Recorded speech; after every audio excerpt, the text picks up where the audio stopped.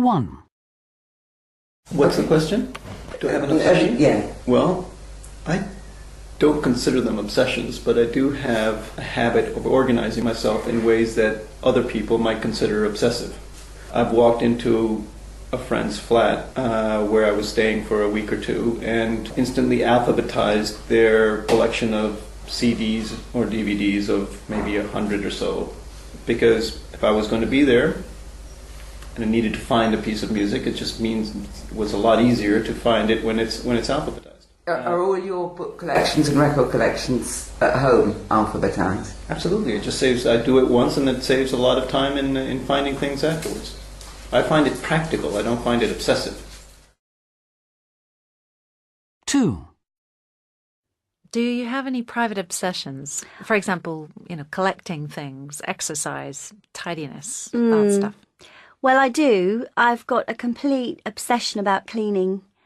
And it's awful. It's the bane of my life. It's absolutely awful. I cannot relax unless everything is absolutely, clean and tidy.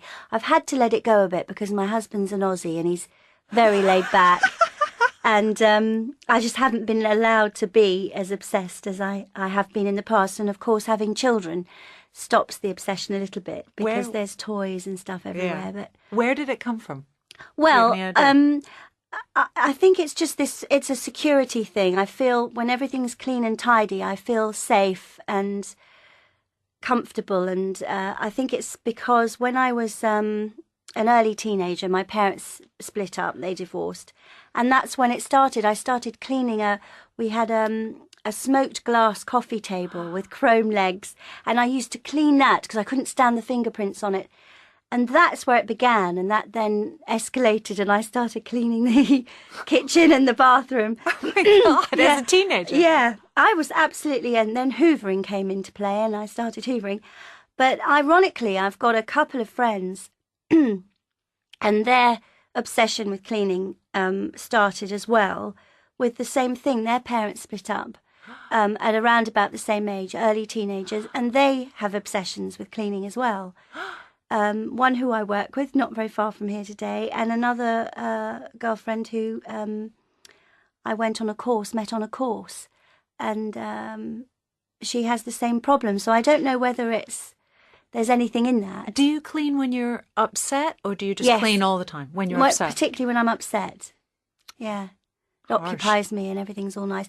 But I have got a handle on it now and I'm a lot better than I used to be. Will you come over to my place? Yeah, that's what everybody says. 3.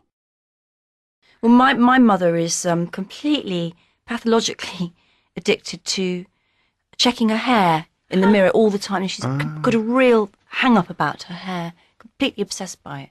Spends hours and hours checking out her hair. And does it interfere with her life? Well, I think it's quite time-consuming. Yeah. And yes, I think it does. I mean, she can get really upset. And if she goes to the hairdresser and sort of has anything done, she becomes really upset for days if it's slightly wrong, or she's really self-conscious about it. Just about her hair? Yeah. How long's it been going on for? Ever since she was a child.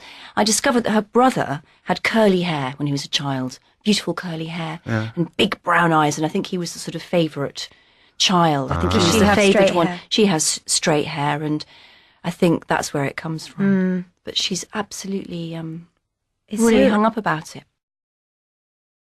4.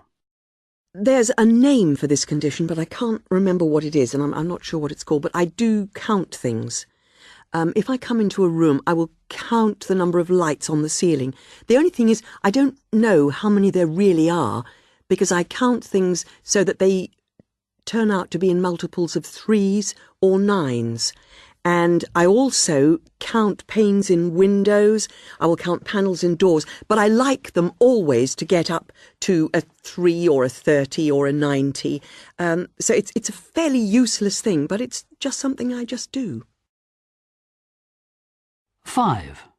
Yeah, my And friend's no one is ever gonna be obsessed perfect. with healthy eating, absolutely obsessed. Right. And it makes going out for dinner with her really quite boring, because you can't, anything on the menu, she just goes on and on about how this is bad, that's bad, allergy to this, allergy to that, getting the waiter over to talk and, you know, about certain things that are in each dish.